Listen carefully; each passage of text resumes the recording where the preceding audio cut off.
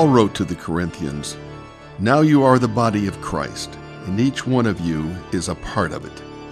We all bring our gifts and talents, as well as our joys and burdens to the church.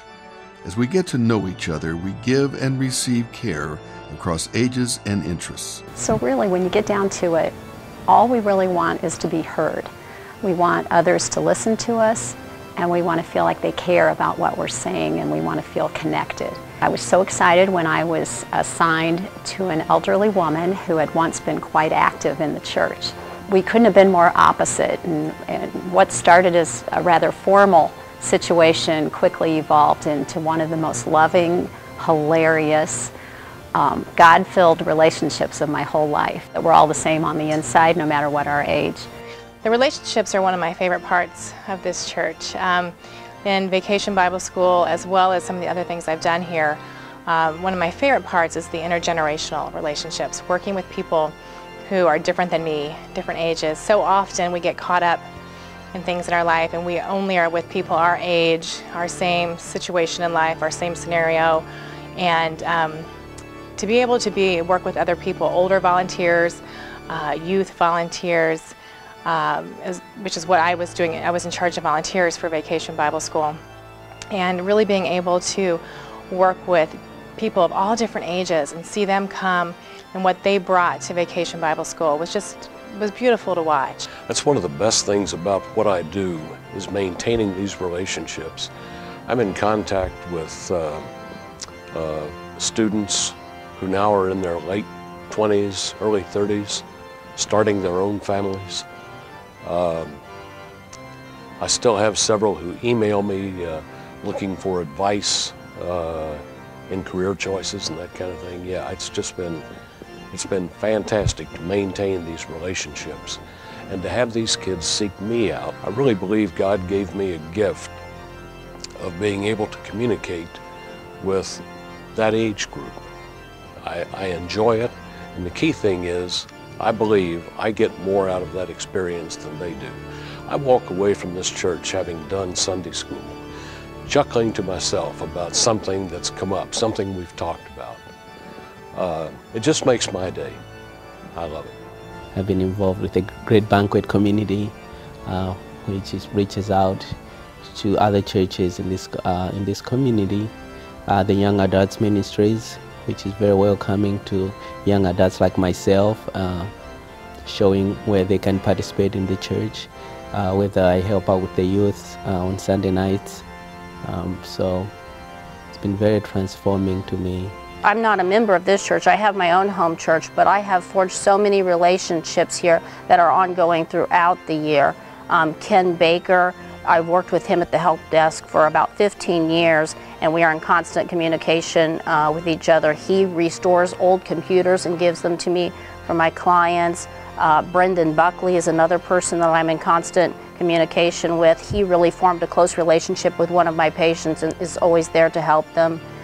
Jeremy and Kristen Allum, I'm in constant communication with them, and they have helped so many people. They have just really augmented my faith beyond belief because they are so giving. And Reverend David Berry, I believe, is a gift to not only this church but to the community, and I have a lot of communication with him. Just wonderful relationships with Lori Highsmith.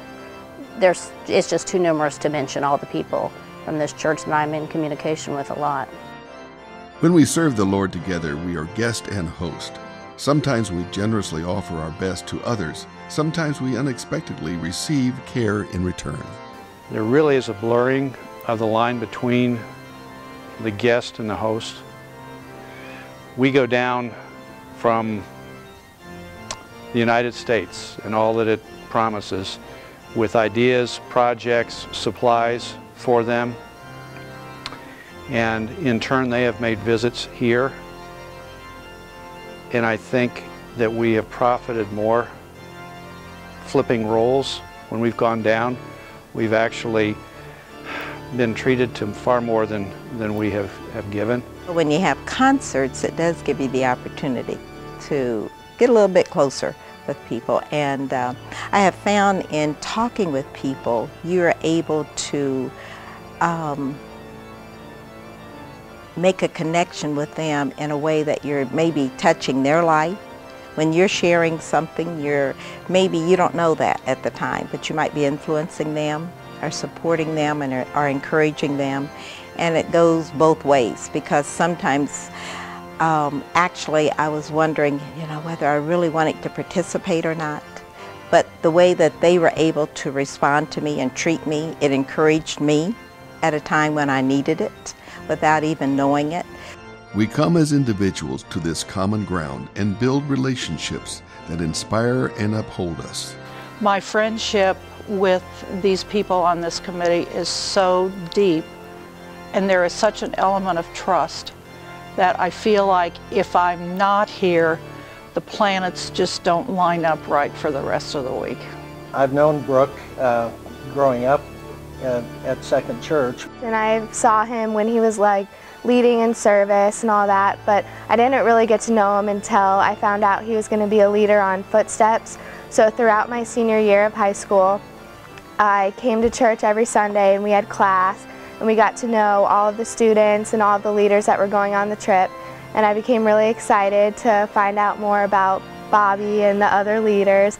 And so basically we became really close through the summer trip of Footsteps. One of the transformative moments for me in relation to Brooke is that I think was on our first bus trip when we were numbering off and saying our names.